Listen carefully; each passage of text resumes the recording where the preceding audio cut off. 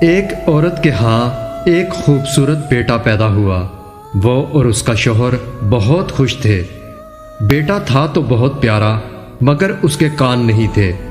انہوں نے ڈاکٹر سے پوچھا تو ڈاکٹر نے کہا اس کے اندر کے کان بالکل ٹھیک ہیں، وہ کسی بھی طرح سے معذور نہیں، لیکن اس کے باہر والے کان نہیں تھے، اور ڈاکٹر کچھ نہیں کر سکتے تھے کیونکہ وہ ابھی بہت چھوٹا سا بچہ تھا۔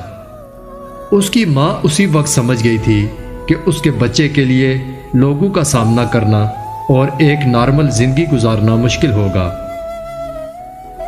جب وہ بچہ اسکول جانا شروع ہوا تو وہ پڑھائی میں باقی بچوں کے مقابلے میں سب سے اچھا تھا، لیکن حسد کی وجہ سے باقی بچے اس کے کان کا مذاق اڑاتے۔ وہ جب بھی اسکول سے واپس آتا اس کا چہرہ پریشان اور لٹکا ہوتا۔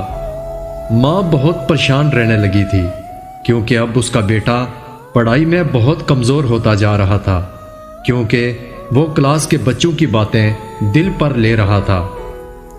اسکول ختم ہوا تو وہ کالج جانے لگا، مگر وہاں بھی وہ جدھر جاتا سب اس کا مذاق اڑاتے۔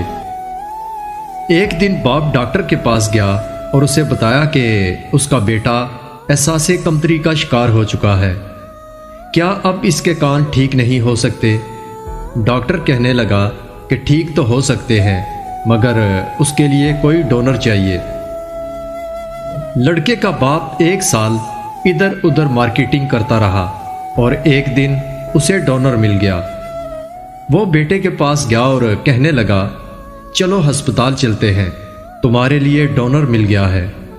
بیٹا خوشی سے بولا اتنا عظیم انسان کون ہے؟ باپ کہنے لگا اس نے مجھے بتانے سے منع کیا ہے۔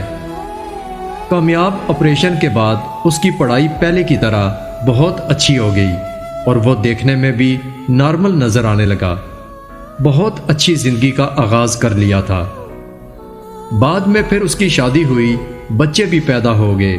وہ کبھی کبھی اپنے ماں باپ سے پوچھتا کہ وہ عظیم انسان کون تھا جس نے اسے نارمل زندگی گزارنے کے قابل بنایا تھا، مگر ماں باپ اسے ٹال دیتے کہ جب وقت آیا بتا دیں گے۔